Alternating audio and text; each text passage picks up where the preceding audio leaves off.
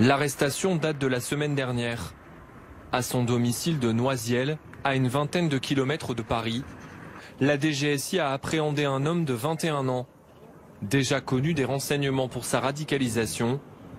Mais cette fois, ce sont des soupçons d'un projet terroriste établi qui ont conduit à l'opération. La DGSI a été destinataire d'informations selon lesquelles cet homme projetait de commettre un attentat dans une école maternelle. Il a donc été placé en garde à vue à la DGSI. Face aux enquêteurs, le suspect détaille un mode opératoire macabre.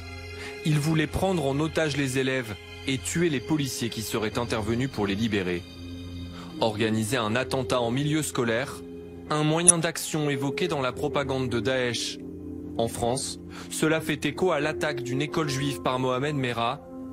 En garde à vue, l'homme a avoué son admiration pour le terroriste toulousain, qu'il a qualifié de père spirituel. Les écoles sont-elles aujourd'hui plus menacées que d'autres lieux publics? Selon Jean-Michel Blanquer, une vigilance renforcée doit être maintenue. Je pense que les enjeux de sécurité existent pour l'école comme pour toute la société et qu'on doit donc être très attentif à ces questions. Il ne faut pas non plus qu'il y ait de psychose, mais il faut tout simplement que nous soyons conscients. Autre cible de l'organisation terroriste, les forces de l'ordre. En plus des policiers dans l'école, l'homme interpellé avait aussi prévu d'assassiner un autre agent, celui qu'il a appréhendé par le passé dans une affaire de droit commun. Il a même affirmé qu'il s'était procuré son adresse. Des propos inquiétants, mais dans le même temps, le suspect explique souffrir de problèmes psychologiques et dit avoir voulu sublimer son suicide. Pour les enquêteurs, c'est bien un projet d'attentat qui a été déjoué. Cet homme a cherché à se procurer des armes. En août 2018, un ami à lui a été arrêté par la douane parce qu'il cherchait à importer des armes de l'étranger.